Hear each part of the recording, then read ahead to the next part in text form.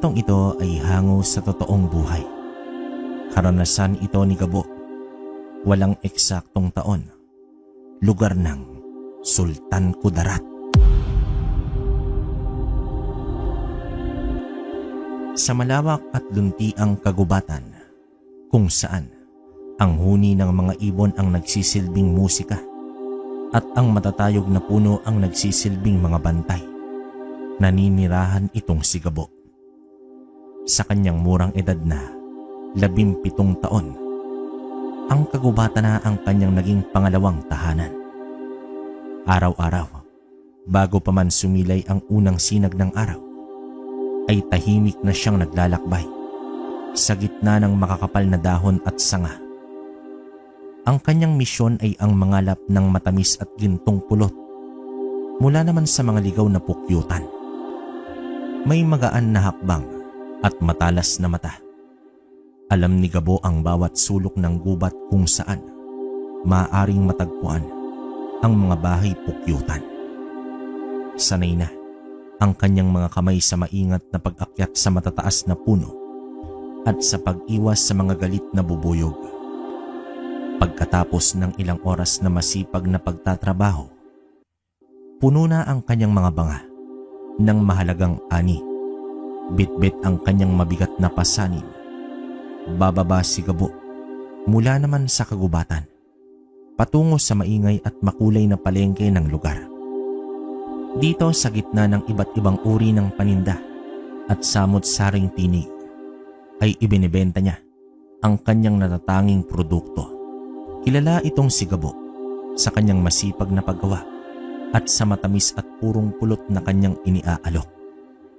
Ang kanyang ngiti ay madalas na umaabot sa kanyang mga mata at ang kanyang pagiging magalang ay hinahangaan ng mga mamimili. Subalit sa likod ng kanyang mabait na disposisyon at simpleng pamumuhay, may isang mabigat na lihim na bumabalot sa kanyang pamilya. Isang lihim na itinago ng mahigpit mula naman sa mata ng mundo. Ang kanyang mga magulang, ang mga taong nagpalaki at nagmahal sa kanya, ay hindi lamang ordinaryong tao. Sila ay pinagkakatakutang mga nilalang sa dilim, isang mangkukulam at isang aswang. Hindi naman alam ni Gabo ang buong katotohanan tungkol sa kanilang tunay na pagkatao.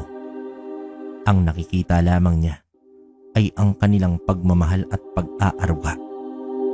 Ngunit sa mga gabing walang buwan, kapag ang katahimikan ay bumabalot sa kanilang tahanan sa gilid ng kagubatan, may kakaibang tensyon na kanyang nararamdaman. May mga bulong na hindi niya maintindihan, mga kakaibang amoy na pumupuno naman sa hangin, at ang paminsang-minsang pagkawala ng kanyang mga magulang na walang malinaw na paliwanag.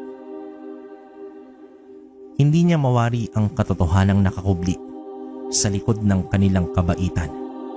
Hindi niya alam na ang mga kamay na humahaplos sa kanyang buhok ay maaari ring magdulot ng matinding pasakit.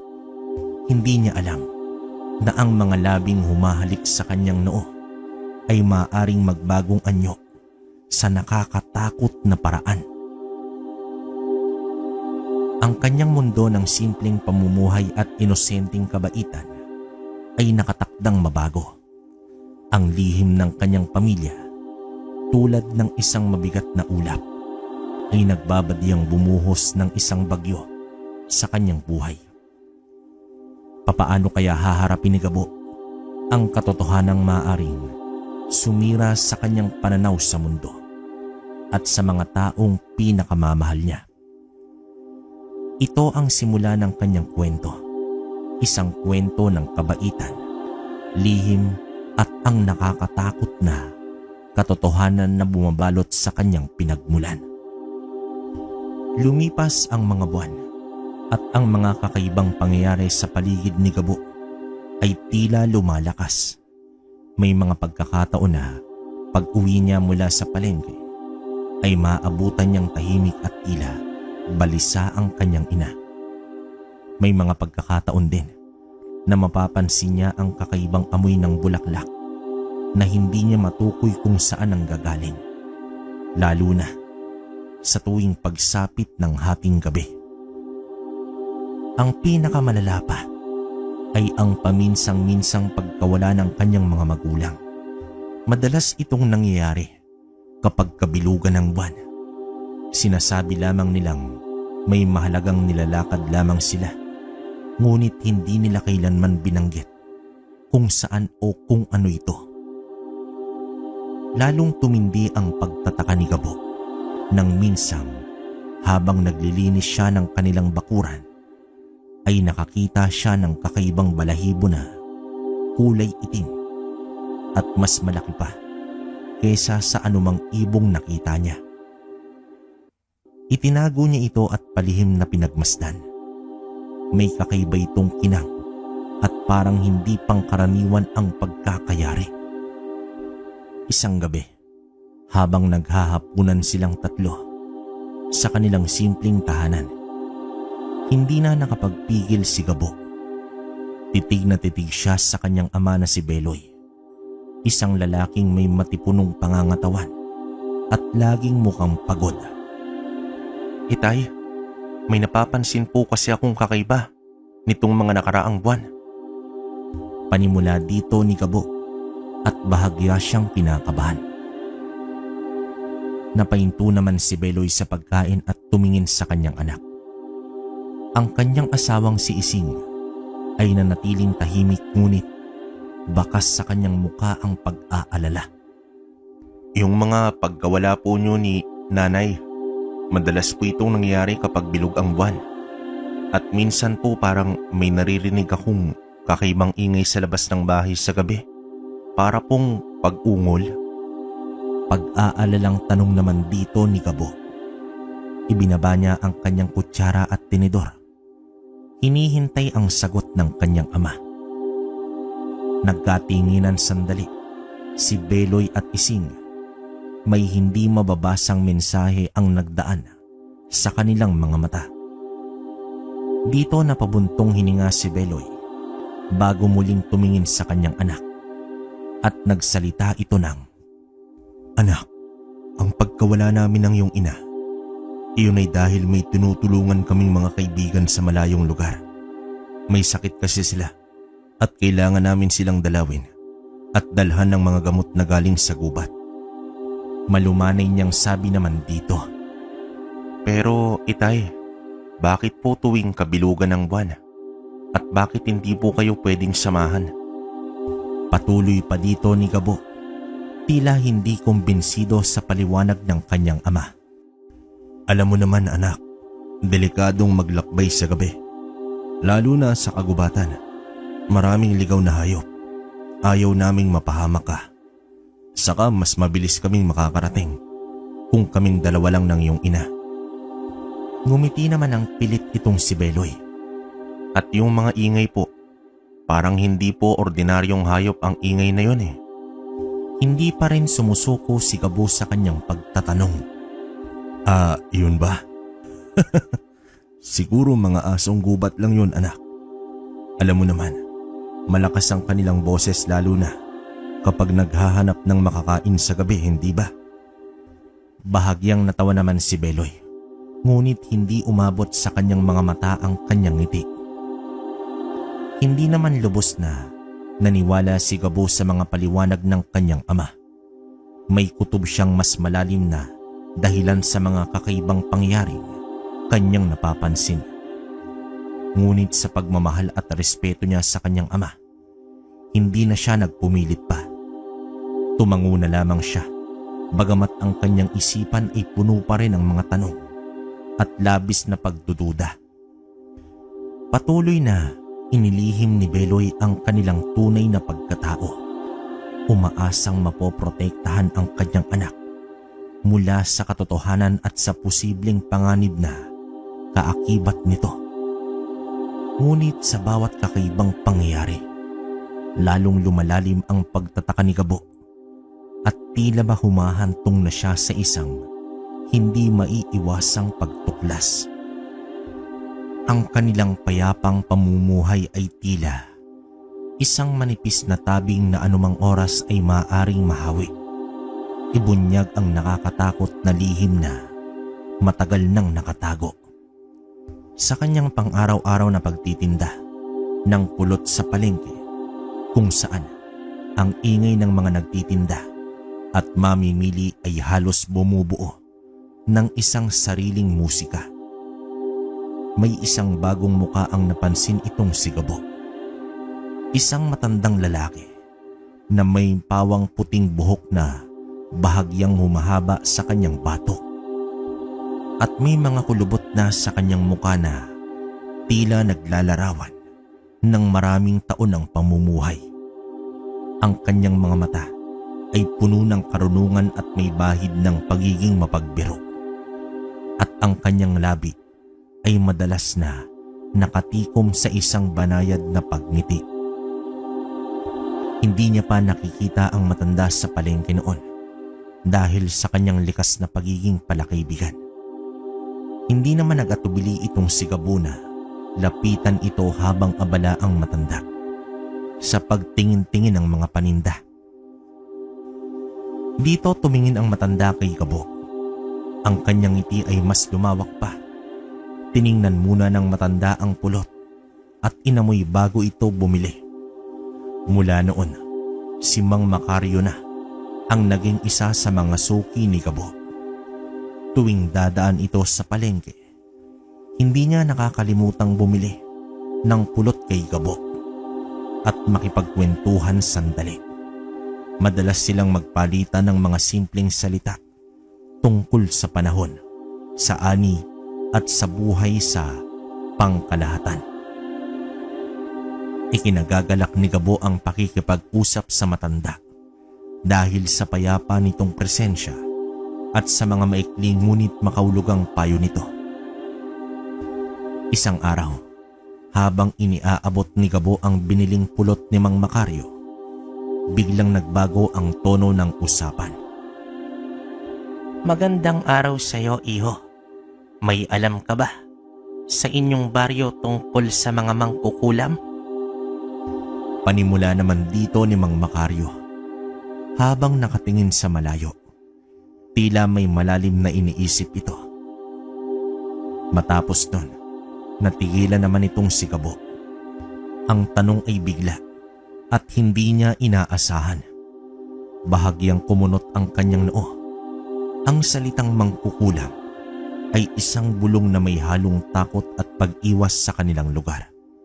Ang mga kwento tungkol sa mga ito ay madalas na puno ng misteryo at nakakatakot na mga pangyayari. Po, mangkukulam po ba? Wala naman po kung masyadong alam tungkol dyan, Mang Macario. Sa katunayan, may mga narinig lang akong mga kwento-kwento. Nagtatakang tanong naman dito ni Gabo. Talaga lang? Wala kang naririnig na kakaiba? Walang mga taong kilalang kakaiba ang pamamaraan? Wika naman dito ni Macario. Tinitigan siya nito nang may matalim na tingin, ngunit ang kanyang ngiti ay bahagya pa ring naroon. Dito kinabahan si Gabo sa intensidad ng tanong. Biglang sumagi naman sa kanyang isipan ang mga kakaibang pag-uwi ng kanyang mga magulang, ang mga bulong sa gabi at ang mga hindi maipaliwanag na pangyayari. Ngunit agad niyang isinantabi ang mga ito. Hindi niya maaaring paghinalaan ang kanyang sariling mga magulang.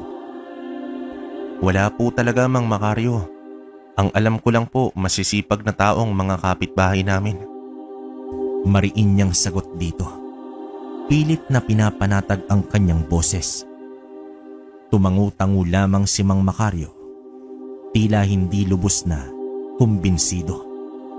Tumatango ang matanda habang nakatingin sa mga paninda ng binatilyo. Umalis itong si Mang Macario, ngunit ang kanyang tanong ay nag-iwan ng butas sa isipan ni Gabo. Bakit kaya itinatanong ng matanda ang tungkol sa mangkukulam? Meron ba itong nalalaman na hindi niya alam? O meron ba itong pinaghihinalaan? Ang payapang takbo ng kanyang araw ay nabalot ng isang bagong uri ng pag-aalala.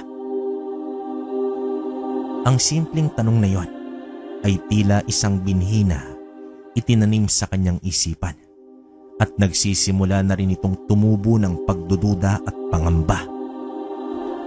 Ang mga araw pagkatapos ng kakaibang tanong ni Mang Macario ay naging mas mapagmatyag itong si Gabo. Sinusubukan niyang hanapin ang anumang kakaiba sa kilos ng kanyang mga magulang. Ngunit patuloy silang kumikilos na parang walang nangyayari. Gayunpaman, ang binhi ng pagdududa ay nanatili sa kanyang isipan. Patuloy na sumisibol sa bawat hindi may paliwanag na pangyayari. Isang hating gabi, habang ang buwan ay nakatago sa likod ng makakapal na ulap, biglang nagising itong si Gabo dahil sa matinding sakit ng kanyang pantog. Hindi na niya maipagpaliban pa ang kanyang nararamdaman, kaya't dahan-dahan siyang bumangon mula sa kanyang higaan. Sinisigurong hindi niya magigising ang kanyang mga magulang na mahimbing nang natutulog sa kabilang kwarto. Tahimik naman siyang naglakad patungo sa pinto at dito lumabas ng bahay. Ang kanilang palikuran ay isang maliit na istrukturang nakaiwalay sa pangunahing bahay. Ilang metro din ang layo nito. Habang naglalakad siya sa madilim na bakuran, ang tanging naririnig niya ay ang huni ng mga kuliglig at ang marahang pagaspas ng mga dahon sa puno. Nang makarating siya sa palikuran at humarap sa pinto, dito may nahagip ang kanyang mata mula sa siwang ng mga kahoy na dingding nito. Isang anino ang gumagalaw sa labas ng kanilang bahay. Dahil sa dilim, hindi niya agad makilala kung sino ito. Ngunit habang dahan-dahang lumalabas ang figura mula sa kanilang pintuan, nanlaki naman ang mga mata ni Gabo sa kanyang nakita. Sa kabila ng kapusukan ng liwanag mula sa mga bituin ng gabing yon, naaninag niya ang pamilyar na figura ng kanyang ina. Nakasuot ito ng kanyang mahabang damit na madalas niyang gamitin sa pagtulog. Ngunit habang patuloy itong lumalayo sa bahay, may kakaibang nangyari sa kanyang anyo. Unti-unting parang lumalaki ang kanyang likod at may lumalabas na maitim na parang tela mula sa kanyang mga tagiliran. Habang pinagmamasdan ito ni Gabo na halos hindi makapaniwala sa kanyang nakikita, ang maitim na tela ay unti-unting bumubuo ng malalaking pakpak, kahawig sa isang paniki, ngunit mas nakakatakot ang sukat nito. Hindi niya maigalaw ang kanyang katawan. Ang kanyang ihi ay tila bumabalik sa kanyang pantog dahil sa matinding takot at pagkabigla. Nakatayo lamang siya roon, nakasilip sa siwang ng palikuran, habang ang kanyang sariling ina ay unti-unting nagbabago ang anyo sa isang nilalang na hindi niya kilala. Sa loob lamang ng ilang segundo na tila walang hanggan, ang kanyang ina, ang babaeng nag-aruga at nagmahal sa kanya, ay tuluyan ang nagkaroon ng malalaking pakpak. Pagkatapos ng walang anumang ingay, maliban sa marahang pagaspas ng mga ito, ay tumalon ito sa lupa at pumailan lang sa madilim na kalangitan. Matapos nun, nakita ni Gabo kung papaano ito lumipad ng mataas. Naging isang maitim na silweta laban sa kulay, abo at itim na kalangitan. Nawala naman ito sa kanyang paningin sa loob lamang ng ilang sandali. Ang kanyang isipan ay naguguluhan. Hindi niya maintindihan ang kanyang nakita. Imposible. Hindi maaaring magbago ang anyo ng isang tao at magkaroon ito ng pakpak. Ngunit nakita niya. Nakita ng sarili niyang mga mata. Dito nanginig naman ang kanyang buong katawan. Hindi niya na alintana ang kanyang nararamdamang pag-ihi. Ang tanging laman ng kanyang isipan ay ang nakakatakot na pagbabago ng kanyang ina. Dahan-dahan naman siyang umatras mula sa siwang ng palikuran. Ang kanyang mga paa ay tila may sariling buhay. Bumalik siya sa kanilang bahay na parang isang lantang gulay. Hindi niya alam kung saan at papaano siya nakabalik sa kanyang kwarto. Ang kanyang puso ay kumakabog ng malakas sa kanyang dibdib at ang kanyang hininga ay pawang mabigat at putol-putol ito. Humiga naman siya sa kanyang kama, nakatitig sa madilim na kisame. Ang imahe naman ng kanyang inang may pakpak ay paulit-ulit na naglalaro sa kanyang isipan. Ang mga kwento tungkol sa aswang na kanyang naririnig mula sa mga matatanda sa kanilang baryo ay biglang nagkaroon ng nakakatakot na kahulugan. Hindi maaaring ang kanyang ina, ngunit ang kanyang nakita ay hindi maaaring ipagkaila. Ang kanyang sariling mga mata ang nakasaksi nun. Hindi naman siya nakatulog ng gabing yon. Ang kanyang isipan ay puno ng takot, pagkalito, at isang hindi maipaliwanag na sakit sa kanyang puso. Ang babaeng kanyang pinakamamahal at pinagkakatiwalaan ay tila isang nilalang na hindi niya kilala. Kinabukasan, pinagmasdan niya ang kanyang ina ng mabuti. Wala naman siyang nakitang kakaiba. Ang kanyang ina, ang dating mabait at mapagmahal na babae. Ngunit sa likod ng kanyang normal na anyo, hindi na maalis ni Gabo ang nakakatakot na imahe ng isang babaeng may pakpak na lumilipad sa gabi. Ang tanong ni Mang Makaryo tungkol sa mangkukulam ay bumalik naman sa kanyang isipan. Kung ang kanyang ina ay isang uri ng aswang, ano naman ng kanyang ama?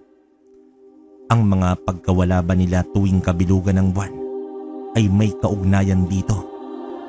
Ang payapa at simpleng mundo ni Gabo ay tuluyang nag-iba. Ang katotohanan na kanyang natuklasan ay isang mabigat na pasanin na hindi niya alam kung papaano dadalhin. Ang kanyang pamilya, ang kanyang tahanan ay tila hindi na ang ligtas na lugar na kanyang kinagisnan. May nakakatakot na lihim na bumabalot sa kanila at siya, si Gabo, ay hindi na maaaring magkunwari na walang nangyayari. Kailangan niyang malaman ang buong katotohanan kahit gaano pa ito kasakit. Pinilit ni Gabo na ituloy ang kanyang pang-araw-araw na gawain. Bagamat ang kanyang isipan ay hindi mapakali, nagtitinda pa rin siya ng pulot sa palengke. Nakikipag-usap sa kanyang mga suki at umuuwi sa kanilang bahay sa gilid ng kagubatan. Ngunit sa bawat kilos niya, sa bawat ngiti na kanyang ipinapakita, ay may mabigat na lihim na kanyang itinatago. Ang nakita niya noong gabing yon ay paulit-ulit na bumabalik sa kanyang alaala. Isang nakakatakot na bangungot na gising. Sinubukan niyang kausapin ang kanyang mga magulang, ngunit hindi niya naman alam kung papaano ito sisimulan. Papaano niya itatanong kung sila ba ang mga nilalang na kinakatakutan ng kanilang komunidad? Papaano niya haharapin ang katotohanang maaaring magpabago sa kanyang buong pagkatao? Kaya't nanatili na lamang siyang tahimik, nagmamasid at naghihintay ng tamang pagkakataon. Isang hapon, habang inaayos niya ang kanyang mga banga ng pulot sa kanyang pwesto sa palengke, natanaw niya ang pamilyar na figura ni Mang Makaryo na papalapit sa kanya. Tulad ng dati, meron itong banayad ng ngiti sa kanyang mga labi. "Magandang hapon sa'yo, iho. Parang ang sarap naman ng iyong pulot. Meron ka bang bagong ani?" Bati naman dito ni Mang Makaryo. Magandang hapon din po, Mang Makaryo. Meron po. Sariwa pa po ito eh. Tugon dito ni Gabo. Bahagyang napipilitan ang kanyang pagngiti. Mabuti kung gayon. Kukuha naman ako ng 2 banga ngayon. Gustong gusto ko itong ipalaman sa aking tinapay tuwing nag-aalmusal ako. Wika naman dito ng matanda. Habang abala si Gabo sa paglalagay ng pulot sa mga banga, nagkwento naman si Mang Makaryo tungkol sa kanyang mga nakaraang araw. Alam mo ba, iho, nitong nakaraang gabi, halos mahuli ko na ang isang kakaibang nilalang. Wika pa ng matanda na tila may gusto itong ibahagi sa kanya. Napatigil naman si Gabo sa kanyang ginagawa at palihim na tumingin ito sa matanda. Kumabog ng mabilis ang kanyang puso at habang sumasagot sa matanda ay pilit niyang maging kasywal lamang ang tono ng kanyang boses. Isang aswang, iho. Nakita ko itong lumilipad sa may bandang gubat. Sinundan ko ito hanggang sa malapit na sa isang bahay. Ngunit nalingat lang ako sandali at nawala na ito. Hindi ko na nakita kung saan ito pumasok. Turan pa dito ni Mang Makaryo. Ang kanyang mga mata ay tila may hinahanap sa malayo. Nanlamig naman ang buong katawan ni Gabo. Ang kanyang mga kamay ay bahagyang nanginig habang iniaabot niya ang mga banga ng pulot kay Mang Makaryo. Ang deskripsyon ng matanda ay halos tumutugma sa kanyang nakita noong gabing yon.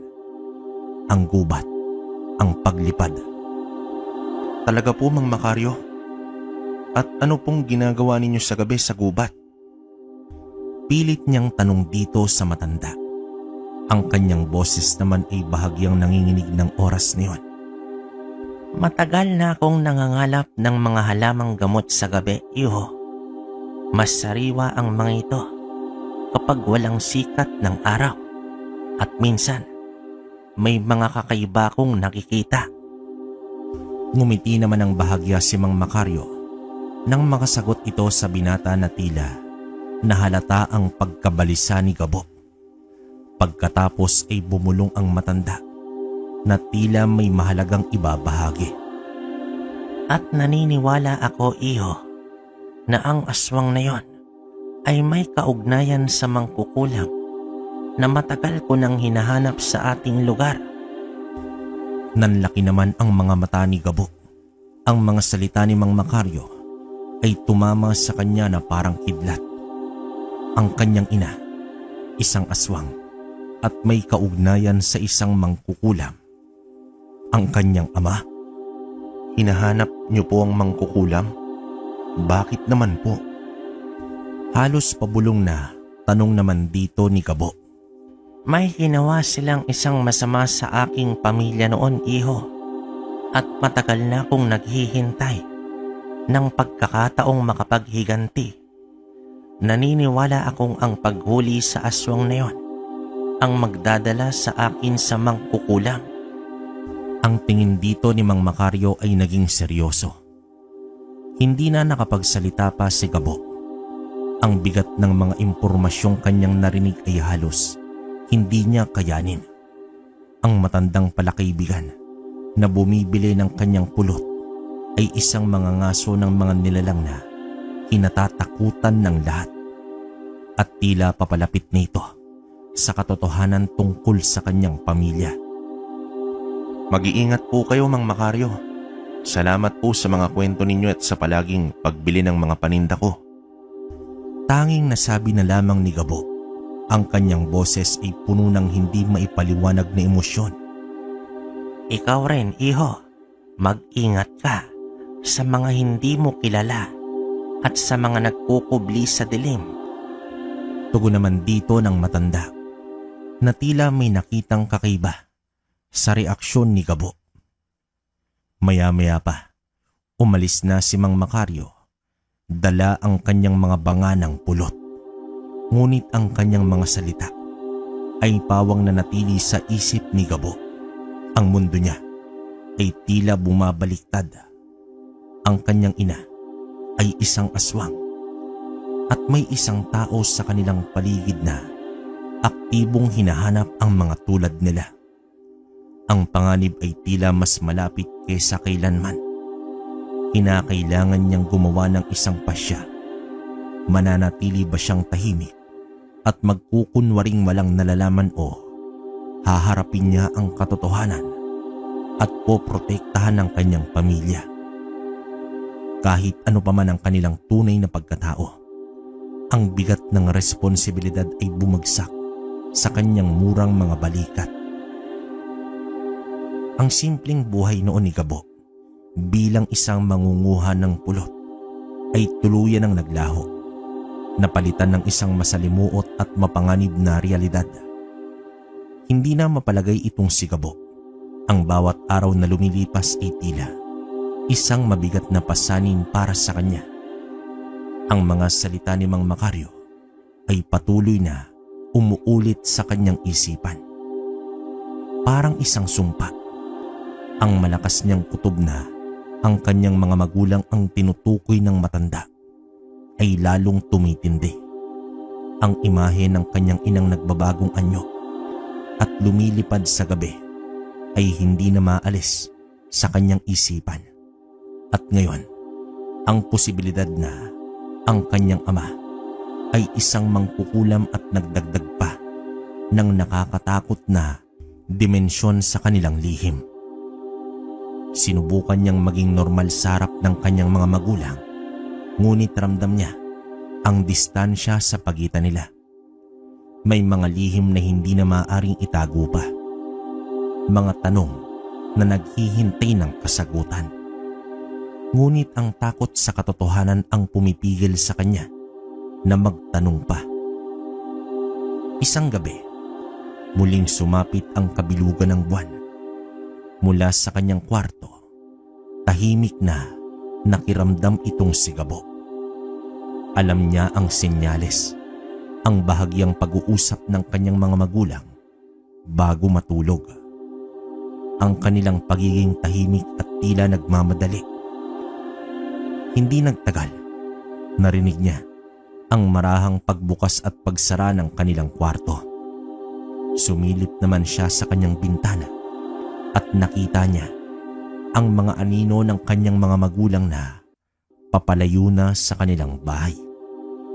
Patungo ito sa madilim na kagubatan. Sa pagkakataong ito, hindi na siya nagdalawang isip. Kailangan niyang malaman ang katotohanan.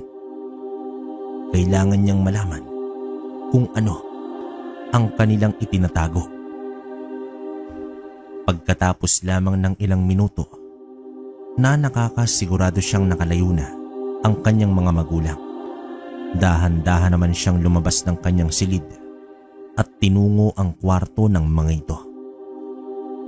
Ang pintuan ay hindi nakasara ng maayos kaya't marahan niya itong itinulak at pumasok dito. Ang silid ay karaniwan lamang.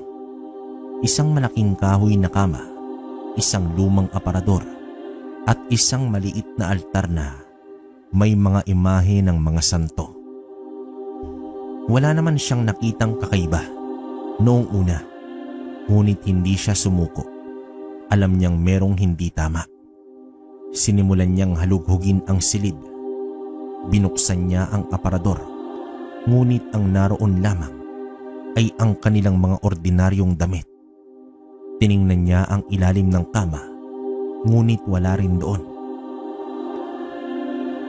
Habang nawawalan na siya ng pag-asa, napansin niya ang isang bahagi ng dingding na natatakpan ng isang makapal na kurtina. Hindi niya ito napansin kanina dahil sa dilim ng kwarto.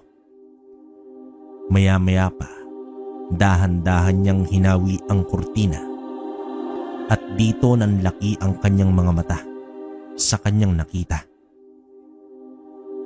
Sa likod ng kurtina ay may isang maliit na pinto na halos hindi mapapansin kung hindi dahil sa kanyang masusing paghahanap.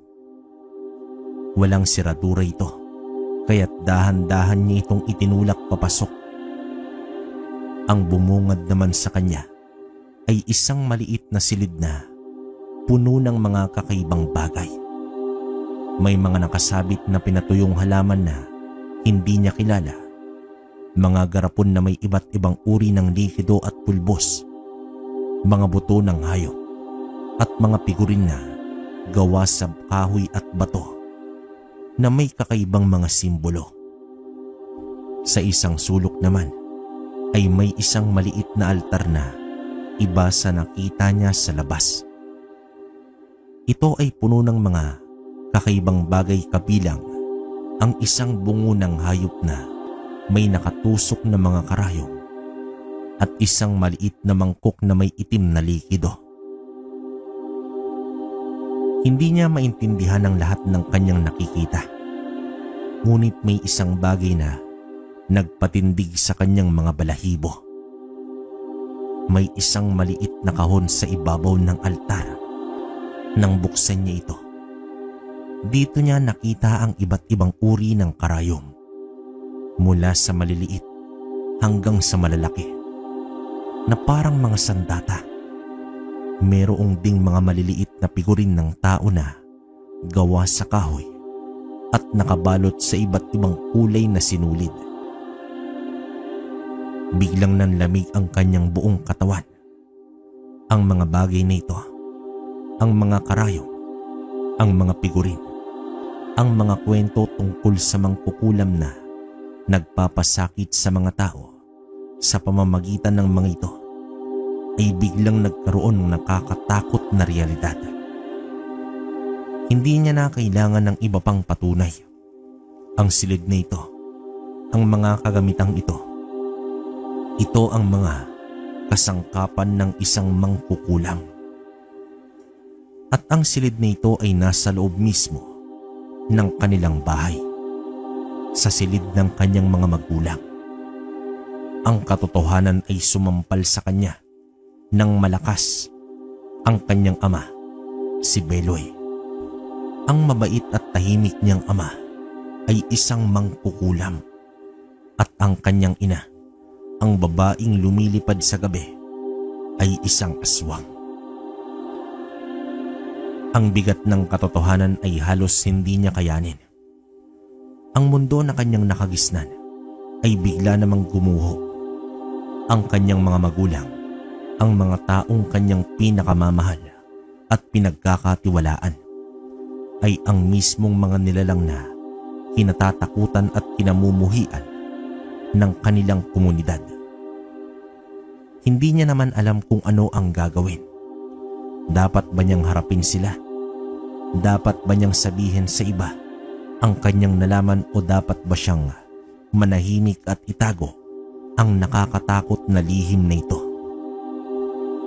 Ang kanyang puso ay punong-puno ng sakit, pagkalito at takot. Ang kanyang pamilya ay hindi ang pamilyang akala niya. Sila ay bahagi ng isang mundo ng dilim at misteryo na hindi niya kailanman inakalang kanyang kinabibilangan. Umalis naman siya sa maliit na kwarto. Tinakpan muli ng kortina ang pinto at bumalik na sa kanyang kwarto. Parang isang taong lumalakad sa panaginip itong si Gabo. Hindi na siya ang dating Gabo. Ang inosenteng mangunguha ng pulot ay nawala. Napalitan ng isang binatang nabibigatan sa isang nakakatakot na katotohanan tungkol sa kanyang pinagmulan. Ang gabi ay puno ng katahimikan sa labas, ngunit sa loob ng kanyang puso at isipan, isang malakas na bagyo ang nagsisimula ng humampas. Sa gitna ng kanyang magulong isipan at bumabagabag na puso, nagpasya na lamang si Gabo na lumayo muna sa kanilang tahanan. Ang hangin sa loob ng kanilang bahay ay tila bumibigat na, puno ng mga lihim at hindi nasasabing katotohanan. Naglakad naman siya patungo sa plaza ng kanilang baryo, umaasang mahawi kahit bahagya ang kanyang kalungkutan sa pamamagitan ng mga masasayang tanawin at ingay ng mga tao. Ngunit gabi na rin nang makarating siya sa plaza. Ang dating masiglang lugar ay tahimik na. Ang mga ilaw ay bahagyang nakasindi. Ang mga batang naghahabulan at mga magkasintahang nagliligawan ay wala na. Napaupo na lamang si Gabo sa isang bakanting upuan sa ilalim ng isang malaking puno. Pinagmamasdan ang mga anino na sumasayaw sa lupa. Hindi nagtagal, umalam ang kanyang sikmura. Dito niya napagtanto na hindi pa siya kumakain ng hapunan. Napabuntong hininga na lamang siya. Ang tanging naiisip niya ay ang kanyang mga magulang.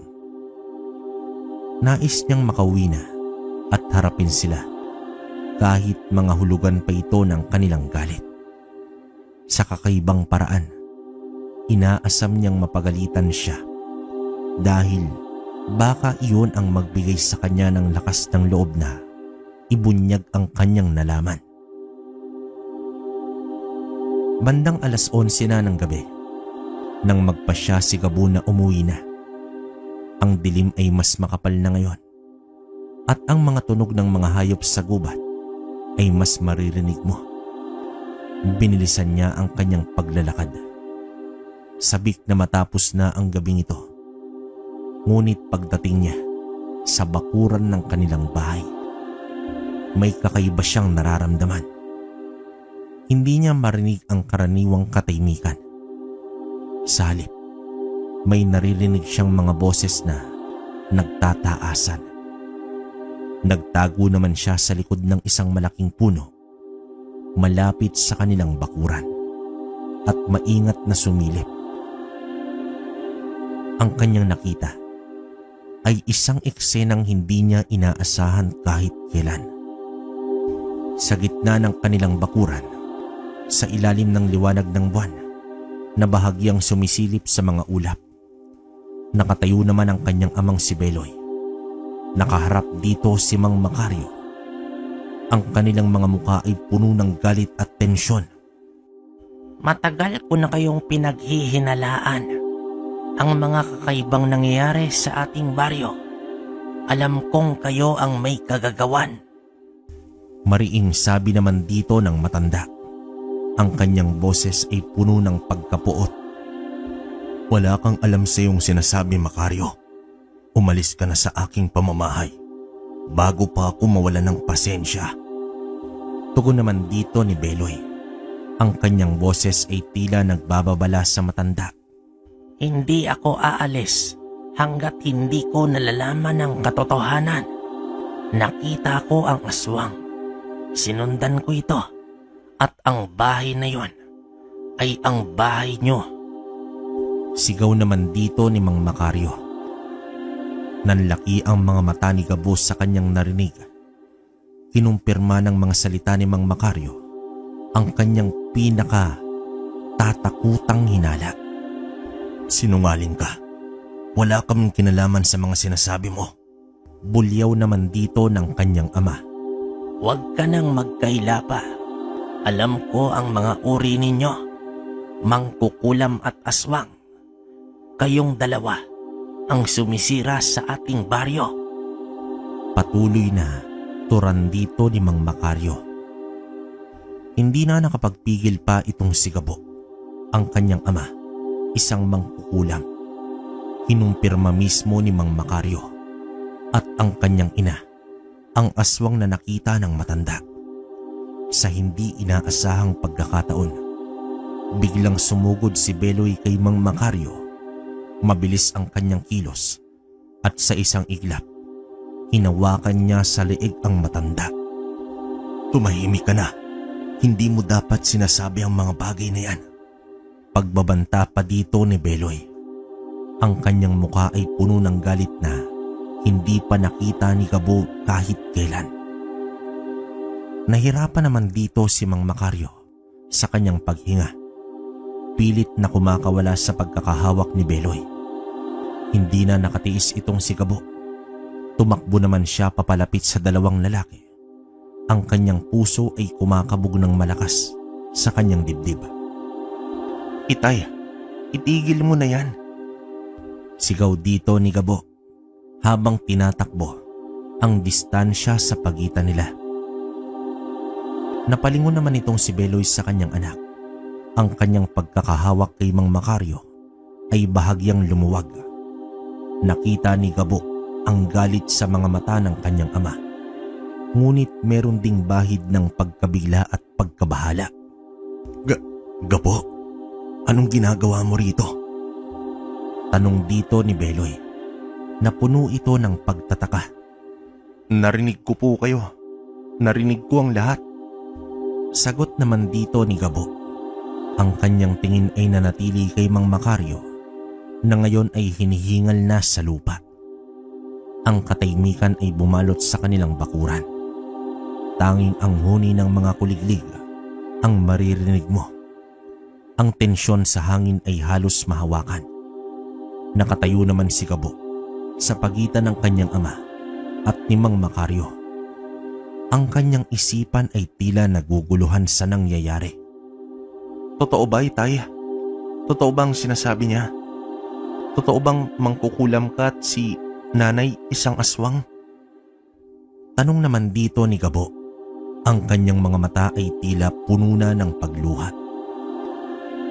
Hindi naman nakasagot si Beloy. Ang kanyang tingin ay umiwas sa mga mata ng kanyang anak. Ang katahimikan ang naging kasagutan niya. Napahawak na lamang si Gabo sa kanyang bibig. Hindi makapaniwala sa kanyang nalaman. Ang katotohanan ay mas masakit at mas nakakatakot kaysa sa kanyang inakala.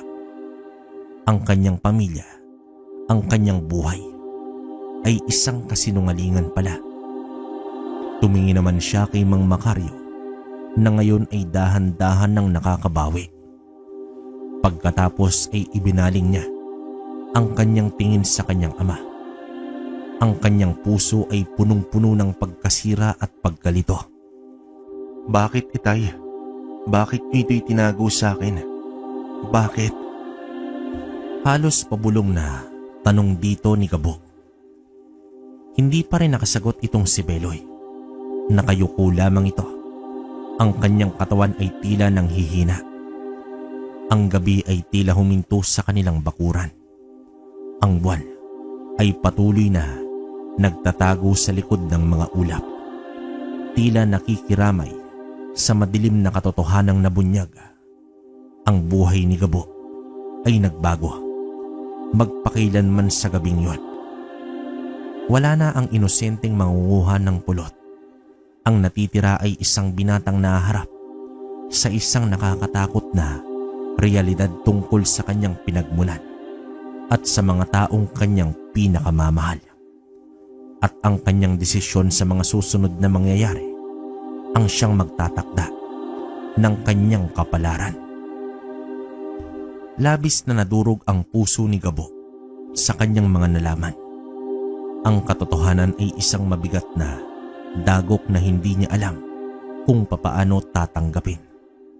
Ang kanyang mga magulang, ang mga taong dapat sana'y sandigan at proteksyon, ay ang mismong pinagmumulan ng takot at kasamaan sa kanilang baryo. Hindi niya kayang harapin sila kagad. Ang sakit at pagkalito ay labis na siyang pinanghihina. Sa kanyang paglayo, halos 1 linggo siyang nakituloy sa isang matalik na kaibigan na si Elias. Hindi niya sinabi ang tunay na dahilan ng kanyang pag-alis. Nagdahilan lamang siya ng hindi pagkakaunawaan sa kanilang pamilya. Si Elias, bilang isang tunay na kaibigan, ay hindi na nagpumilit pang malaman ang buong detalye. Bagkus ay pinatuloy at inalagaan siya nito. Sa loob ng 1 linggo, pinilit ni Gabo na hanapin ang kapayapaan sa kanyang sarili. Ngunit ang mga alaala ng gabing yun ay patuloy na bumabalik sa kanya. Parang isang masamang panaginip na hindi siya tinatantanan. Sa kabila ng sakit, alam niyang hindi niya maaaring takasan ang katotohanan. Kailangan niyang harapin ang kanyang mga magulang kahit ano pa man ang mangyari. Isang gabi, pagkatapos ng mahabang pag-iisip, nagpasya naman si Gabo na bumalik sa kanilang bahay. Kahit puno ng pangamba ang kanyang puso, determinado siyang harapin ang kanyang pamilya at alamin ang buong katotohanan. Ngunit pagdating niya sa kanilang bakuran, isang kakaibang tensyon ang bumalot sa hangin. Hindi ito katulad ng tensyong kanyang naramdaman noong nakaraang gabi. Ito ay mas mabigat, mas mapanganib. May kakaibang enerhiya sa paligid.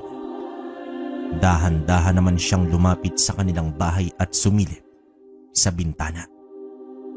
Ang kanyang nakita ay isang nakakagimbal na eksena.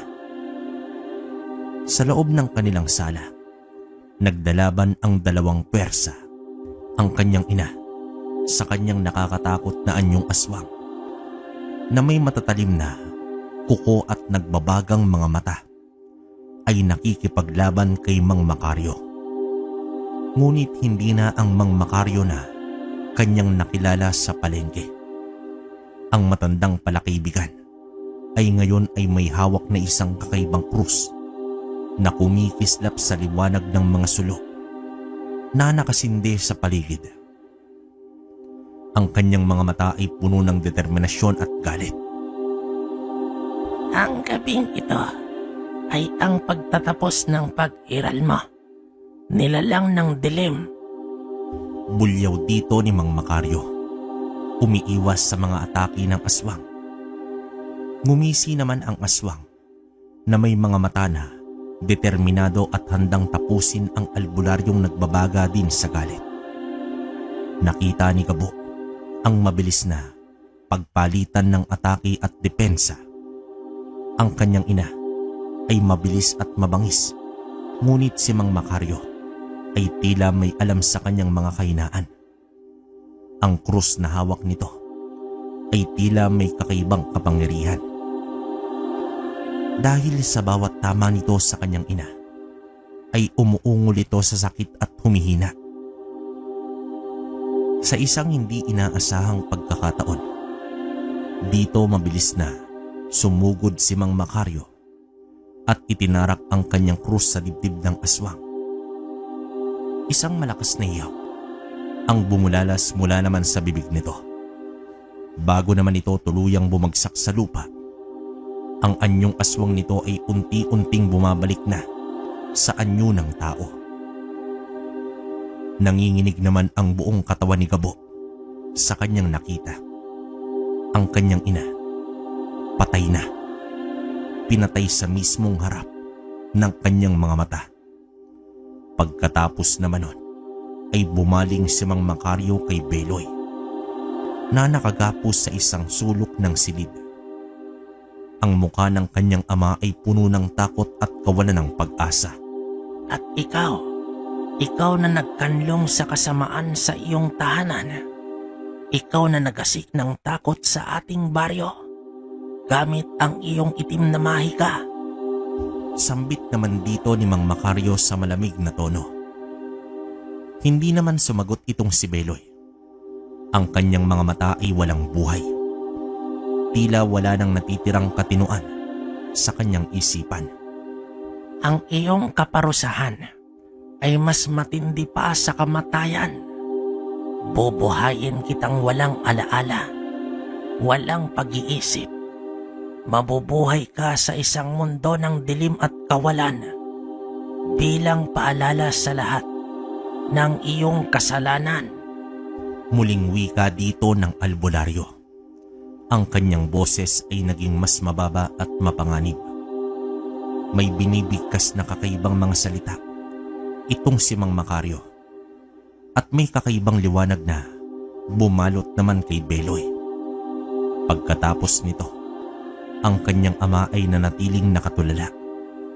Ang kanyang mga mata ay walang laman. Ang kanyang katinuan ay tuluyang nawala. Nangyari ang lahat sa harap mismo ni Gabo. Ang pagpaslang sa kanyang ina ang pagkawala ng katinuan ng kanyang ama. Ang labanan ng kasamaan at kabutihan na naganap noon sa loob ng kanilang tahanan. Ang kanyang mundo ay tuluyang nawasak. Wala na ang pamilyang kanyang kilala. Ang natitira ay ang sakit, ang takot, at ang bigat ng isang nakakatakot na katotohanan na habang buhay niyang dadalhin. Ang kanyang pagbabalik ay hindi nagdala ng kasagutan, kundi isang masakit na wakas sa isang kabanata ng kanyang buhay. Gabo, alam kong matalino at mabait kang bata. Malaki ang kasalanan ng iyong mga magulang sa akin. Winasak at sinira nila ang buhay ko nang paslangin nila ang aking pamilya. Nabuhay ako sa dilim, ngunit muli naman akong bumangon at nagpakatatag. Oo, galit ako, ngunit binigyan ko sila ng pagkakataong humingi ng tawad. Pero hindi nila yon ginawa. At dahil sa ayaw kita na maging ulilang lubos, kaya hindi ko pinaslang ang iyong ama. Subalit kailangan na mahinto ang kanyang kasakiman dito sa mundong ibabaw. Kaya pinarusahan ko siya ng ganon. Pagpapaliwanag pa dito ni Mang Macario. Kahit ang sakit ay tila isang permanenteng bahagi ng kanyang pagkatao, pinilit ni Gabo na huminga at ipagpatuloy ang buhay. Ang kanilang tahanan na dating puno ng lihim at pagmamahal ay ngayon isang tahimik na lugar na puno ng alaala. Ang kanyang ina ay wala na. Isang bangungot na lamang sa kanyang isipan. Ang kanyang ama, bagamat buhay, ay isang anino lamang ng dating si Beloy. Ang kanyang isipan ay isang walang laman na papel. Hindi na nakilala ang kanyang sariling anak. Sa kabila ng bigat ng kanyang pinagdadaanan, hindi naman iniwan ni Gabo ang kanyang ama. Ang galit at pagkalito ay unti-unting napalitan ng awa at ng isang responsibilidad. Siya na lamang ang natitirang pamilya ni Beloy. Kahit pa ang kanilang relasyon ay nabalot ng trahedya, araw-araw, matyagang inaalaga ni Gabo ang kanyang ama. Pinapakain niya ito, nililinis at kinakausap. Kahit hindi niya alam kung meron pang natitirang bahagi ng dating Beloy na nakikinig sa kanya. Ang inosenteng batang nangunguha ng kulot ay tila nakaranas din ng sarili niyang kaparusahan. Ang mabuhay sa anino ng kasamaan ng kanyang mga magulang at ang mag-isa na pagtaguyod sa isang buhay na puno ng panghihinayang at pag-aalala. Ngunit sa kabila ng lahat ng yon, nanatili ang kabutihan sa puso ni Gabo. Bilang isang anak, buong puso niyang tinanggap ang kanyang kapalaran. Ang dating lihim ng kanyang pamilya ay naging kanyang pasanin. Ngunit sa kanyang pagtitiyaga at pagmamahal, patuloy naman siyang nagsumikap na bigyan ng kahit konting kaginhawaan ang nalalabing araw ng kanyang ama. Ang dating masayahing si Gabo ay naging isang batang lalaking may malalim na mga mata, puno ng pangunawa at isang pagmamahal na hindi kayang burahin ng anumang kasamaan. Ang kanyang buhay ay naging isang tahimik na pagpapatuloy, isang patunay sa katatagan ng puso ng isang anak sa harap ng matinding trahedya. Wakas. Okay, opinion ko sa kwento natin ngayon mga kabaryo. Grabe, nadala ako sa kwento ni Gabo. Nakakalungkot man pero wala tayong magagawa. Biruin mo, mamatay mismo sa harap mo yung nanay mo. Tapos ang may gawa pa nun, naging kaibigan niyang matanda, no? Pero parang ang hirap kasi nung kalagayan ni Gaboy, kaya parang ayokong magbigay ng komento. Isa pa, yung tatay niya mas masakit yun, ha. Nakikita niya araw-araw. Pero parang wala, parang multo lang yun kasi nga parang nawala ng ulirat eh. Kumbaga, sa ngayon parang comatose yung tatay niya, 'di ba? Grabe yun. Talagang yung buhay ni Gabo talaga may pasani, no? Pero wala tayong magagawa. Yun talaga yung kwento natin. Kayo, kung may opinion kayo sa kwento natin, comment nyo sa baba para mabasa ko. Hanggang dito na lang. Hanggang sa susunod na kwento. Maraming salamat.